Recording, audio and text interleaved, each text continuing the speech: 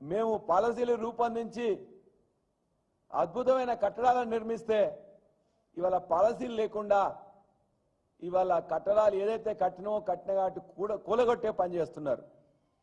మేము కడితే వాళ్ళు కూలగొట్టడం, మేము నిర్మిస్తే వాటిని విధ్వంసం చేయడం, ఇదే పాలసీగా పెట్టుకున్నారు.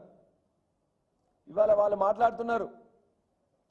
అన్ని వివరాలు కూడా ఇవాళ ఇద్దరు ముఖ్యమంత్రులు మాట్లాడిందే మీ దగ్గరికి ఇలా తీసుకొస్తాం. ఇవాళ ఈ రాష్ట్రంలో ఉండే హైదరాబాద్ కానీ రంగారెడ్డి కానీ లేక గ్రామసీమల్లో ఉండే భూముల ధరలు ఏ విధంగా పెరిగినాయి 10 సంవత్సరాల్లో అంటే ఇద్దరు ముఖ్యమంత్రులు కూడా మాట్లాడుతూ వాళ్ళు ఏమన్నారో ఒక్కసారి మనం చూద్దాం.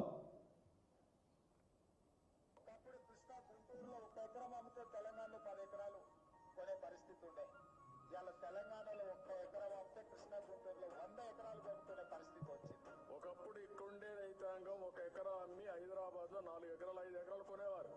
ఇప్పుడు హైదరాబాద్ లో 1 ఎకరా అమ్మితే ఇక్కడ 100 ఎకరాలు కొనే పరిస్థితికి వచ్చారు. ఎవరు కారణం దీనికి?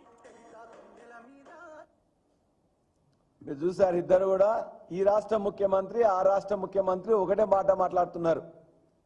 తెలంగాణలో హైదరాబాద్లో లేకపోతే తెలంగాణలో 1 ఎకరం అమ్మితే ఇవాళ విజయవాడలో కానీ ఆంధ్రాలో కానీ 100 ఎకరాలు కొనే విధంగా ఉన్నది అనే మాట ఇద్దరు కూడా మాట్లాడుతున్నారంటే ఆ యొక్క ఎదుగుదలకు ఎవరు కారణం? కేసీఆర్ గారి ప్రభుత్వం కాదా అని చెప్పి మేము అడుగుతున్నాం.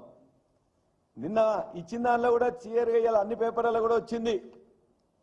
ఇలా నమస్తే తెలంగాణలో, ఈనాడులో, ఇతర అన్ని పేపర్లలో కూడా వాళ్ళు మొత్తం కూడా వాళ్ళు చూపించారు ఏ విధంగా ఇవాళ విభజన తర్వాత తెలంగాణ ఏ విధంగా పురోభివృద్ధి చెందింది, అభివృద్ధి చెందింది, ఏ విధంగా రాకెట్ వేగంతో దూసుకెళ్లిందని చెప్పారు.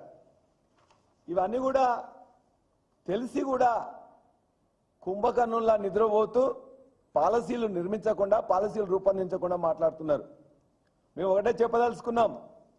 ఇవాళ తలసరి ఆదాయంలో 2014-15లో 1,24,104 రూపాయలు ఉండే కేసీఆర్ గారి ప్రభుత్వం మొదటిసారి ఏర్పడిన రోజున ఇవాళ 3,47,299.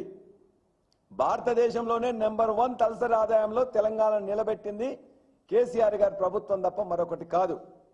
ఇవాళ దేశంలో 1,83,236 ఉంటే వృద్ధి రేటు 193.6% ఎక్కువ. భారతదేశంలో ఉండే తలసరి ఆదాయం